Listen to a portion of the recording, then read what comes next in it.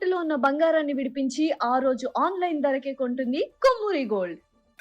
నమస్తే, welcome to Suman TV. నేను పద్మిని. ప్రస్తుతంతో పాటు ప్రముఖ ఆధ్యాత్మికవేత్త లక్ష్మీ నరసింహస్వామి ఉపాసకురాలు, స్పిరిచువల్ హీలర్ స్రవంతి గారు ఉన్నారు. మాట్లాడదాం. అక్క నమస్తే. అక్క నమస్తే పద్మిని.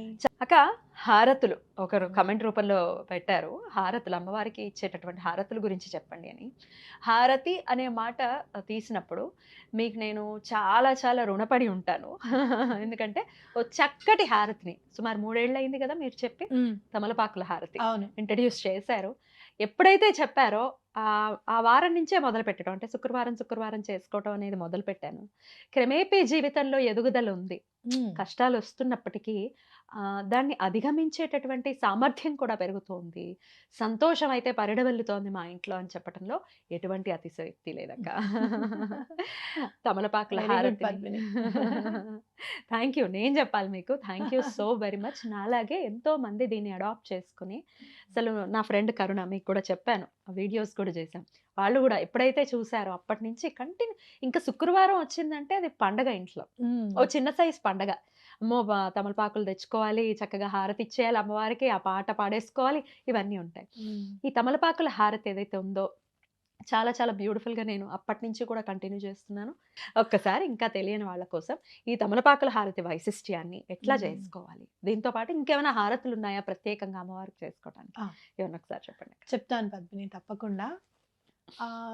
నేను ఇది అంటే చిన్నప్పుడు, అంటే ఆల్మోస్ట్ ఒక 22 ఇయర్స్ అప్పుడు ఒక పెద్ద ఆవిడ చెప్పారనమాట నాకు. నాగవల్లి అంటారు తమలపాకు. సంస్కృత నామం. నాగవల్లి.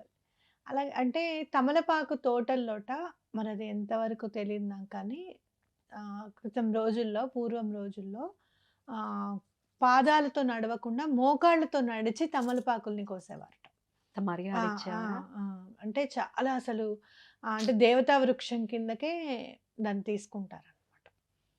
ఆ తమలపాకు అని అనగానే చాలా సంతోషం అనిపిస్తుంది మనకి. ఎవరికైనా అంటే మనం తాంబూలం ఇచ్చేటప్పుడు ఇస్తుంటే అమ్మవారికి డైరెక్ట్గా చేతిలో పెడుతున్నట్టే అనేది మనం చూస్తూనే ఉంటాం కదా.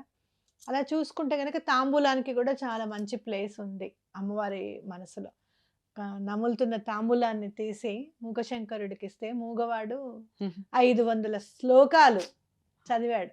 అంటే తాంబూలానికి ఎంత ఇంపార్టెన్స్ ఉందో మనం తెలుసుకోవాలన్నమాట. కాబట్టి వీటిని మనం, ఆవిడ చెప్పింది ఏంటి అని అంటే, స్రవంతి 27 ఆకులు పెట్టుకొని చక్కగా ఒక పెద్ద ప్లేట్లో, బ్రాస్ ప్లేట్లో 27 ఆకులు పెట్టుకోవాలి. పెట్టుకున్న తర్వాత 27 ఒత్తులు తీసుకో. సింధూరం అనేది ఇంపార్టెంట్ ఇందులో, లేదా సింధూరం లేని ప్లేస్లో కుంకుమ కూడా వాడుకోవచ్చు.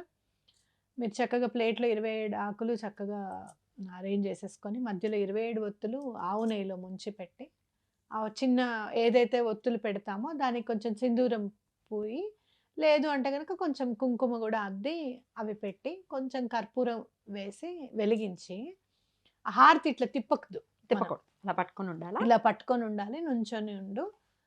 చక్కగా హారతి అయ్యేదాకా ఎవరితోనూ మాట్లాడు. ఇది చాలా బాగా కలిసి వస్తుంది నీకు అని చెప్పాను. ఇంకా అప్పటి నుంచి ఇవ్వడం అనేది జరిగింది. మాట్లాడకుండా ఉండడం అనేది పెద్ద పరీక్ష స్టార్టింగ్లో. కొంతమంది మాట్లాడించడము, అదేంటి జ్వాల ఎక్కువగా వస్తుంది, ఒత్తులు అనేది 27 ఒత్తులు అనేసరికి, ఆవు నెయ్యిలు అనేసరికి ఇంకొంచెం జ్వాల ఎక్కువగా వస్తుంది కదా.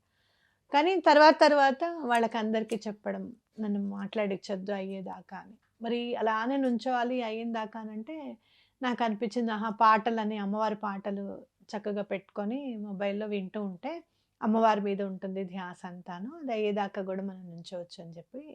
ఏ పాట పెట్టుకోవచ్చు అది కూడా చెప్పండి. చెప్తాను. నేనేం పాట పెట్టుకుంటా అంటే అఖిలాండేశ్వరి, చాముండేశ్వరి పెట్టుకుంటాను. అలాగే లెజెండ్ మూవీలో పాట ఉంది అమ్మవారికి, హీరోయిన్ పాడుతుంది, అది కూడా బాగుంటుంది, అది కూడా పెట్టుకుంటాను. అలాగే తర్వాత దుర్గా అమ్మవారిది, మనకి సప్తపదిలో అమ్మాయి డాన్స్ చేస్తుంది కదా, దుర్గా అమ్మవారిది, అది కూడా పెట్టుకుంటారు అనమాట. ఈ 3 అయ్యేటప్పటికి నెమ్మదిగా హారతి అమ్మవారికి అందుతుంది, మొత్తం అందిపోతుంది అనమాట. అయితే కానీ మధ్యలో మీరు చూడాల్సింది ఏంటి అని అంటే, ఒకానొక టైంలో గూస్ బంప్స్ వస్తాయి. అంటే ఇక్కడ నుంచి ఇక్కడికి కూడా మనకు తెలుస్తుంది ఆ ఫీలింగ్. ఇక్కడి నుంచి ఇక్కడికి బ్లడ్ సర్క్యులేషన్ అయినట్టుగా తెలుస్తుంది. ఒక సార్ట్ ఆఫ్ తిమ్మిరి వస్తుంది. తిమ్మిరి వస్తుంది. అలాగే చేతులకు కూడా కొంచెం వెంట్రుకలు నిక్కబొడుచుకున్నట్టు ఉంటుంది సార్, అట్లా అవుతుంది. ఖచ్చితంగా అమ్మవారు హారతి స్వీకరించారు అని అర్థం. ఈ హారతి మీకు మణిద్వీప వర్ణంలో వస్తుంది. అమ్మవారికి అందరూ హారతి అక్కడ ఎవరైతే అమ్మవారికి అమ్మవారిలే చేస్తారు కదా సేవ, వాళ్ళు తమలపాకులతో అమ్మవారికి హారతి ఇస్తారనమాట. మధ్యాహ్నం పూట శుక్రవారం నాడు కాదు, ప్రతిరోజు ఇస్తారు. సరే మనకి రోజు కాకపోయినా శుక్రవారం నాడు ఇవ్వాలి కాబట్టి శుక్రవారం నాడు చేసుకోవడం అనేది చాలా మంచిది అని చెప్పి నేను చెప్పడం జరిగిందనమాట. ఇది చేసిన తర్వాత చాలామంది మాకు డబ్బులు రిటర్న్ వచ్చాయండి, ఆర్థికంగా మేము చాలా ముందుకెళ్ళాం, మా ఇంట్లో గొడవలు తగ్గిపోయాయి, నెగిటివ్ ఎనర్జీస్ తగ్గిపోయాయి, శుక్రవారం మళ్ళీ ఎప్పుడు వస్తుందా అని వెయిట్ చేస్తున్నాము, ఎప్పుడైనా చేసుకోవచ్చా, రోజు చేసుకోవచ్చా, పండగలు అప్పుడు చేసుకోవచ్చా, ఇలా చాలామంది అడిగిన సందర్భాలు ఉన్నాయన్నమాట. అలాగే హారతికి నేను అరేంజ్ చేస్తున్నప్పుడు అమ్మ ఇది నా చేత చెప్పించి అసలు అందరి మనసుల్లోనూ నిలబడేటట్టు చేసావు చూసావు నువ్వు, నిజంగా ఇది చాలా పవర్ఫుల్ అని అనిపిస్తుంది. ఖచ్చితంగా అందులో సందేహం లేదు. ఇది మళ్ళీ ఇంకెవరైనా చెప్తే కూడా నేను అబ్జర్వ్ చేశాను యూట్యూబ్లో, మీరు చెప్పిన తర్వాత ఎవరైనా చెప్పచ్చు, ఎవరైనా చక్కగా అడాప్ట్ చేసుకుని మీరు చెప్పింది విని ఇంకో 10 మందికి అర్థమయ్యేలాగా ఇంకొకళ్ళు ఎవరైనా చెప్పచ్చు, తప్పలేదు కదా. అప్పుడు వాళ్ళు అన్నది మేము చూసాం, స్రవంతి గారు చెప్పింది మేము చూసాం, మేము ఫాలో చేస్తాం అని చెప్పిన వాళ్ళు ఉన్నారు. I feel so happy.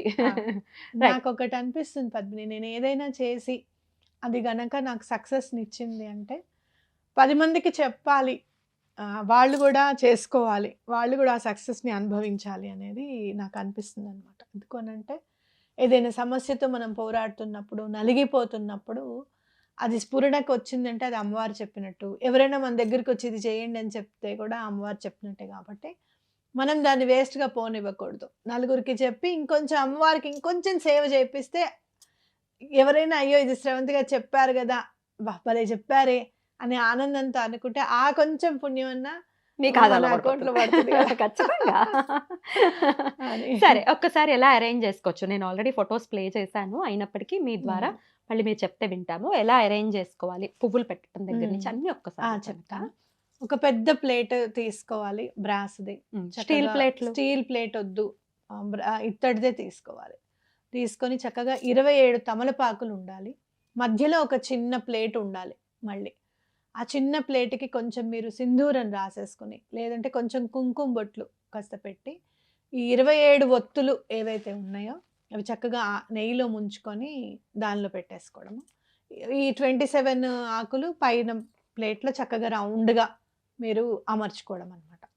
అమర్చుకుని ఒక ఆకు మీద ఒకటి కూడా పెట్టుకోవచ్చు. నాకున్న ప్లేట్లు ఏంటంటే 9 పడతాయి, మళ్ళీ దాని మీద 9 పెడతాను, మళ్ళీ దాని మీద 9 పెడతాను. అలా కూడా చేయొచ్చు. ఒక దాని మీద ఒకటి ఓవర్లాప్ అవ్వకూడదని ఏం లేదు. పెట్టిన తర్వాత లేదు ఎప్పుడైనా పూజ చేసేటప్పుడు, ఎప్పుడైనా తాంబూలం ఎవరికైనా ఇచ్చేటప్పుడు ఎటువంటి పరిస్థితుల్లోనూ తొడమ తీయకూడదు. అమ్మవారికి తాంబూలం పెట్టినప్పుడు కూడా ఖచ్చితంగా అది ఉండాలి. అది లేని ఆకు పనికి రాదు, మీరు తినడానికి మాత్రమే పనికి వస్తుంది, అది ఇవ్వడానికి పనికిరాదు. కాడ కంపల్సరీ అనమాట. ఓకేనా? ఇక్కడ కూడా కాడ ఉండాలి.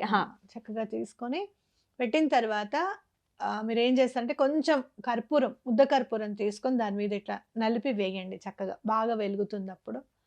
తర్వాత ఒక చిన్న ఒత్తితోనే వెలిగించుకోవడము, లేకపోతే అగరబత్తితో వెలిగించుకోవడము, డైరెక్ట్గా మ్యాచ్ బాక్స్తో కాకుండా మీరు వెలిగించుకొని ఇంకా మీరు పాటలు రెడీ పెట్టుకోండి. చుట్టూరా పువ్వులు ఎన్ని పెట్టండి? పువ్వులు 5 పువ్వులు పెట్టాలి. ఎర్ర పువ్వులు మాత్రమే పెట్టాలి, ఎర్ర గులాబీలు మాత్రమే పెట్టాలి.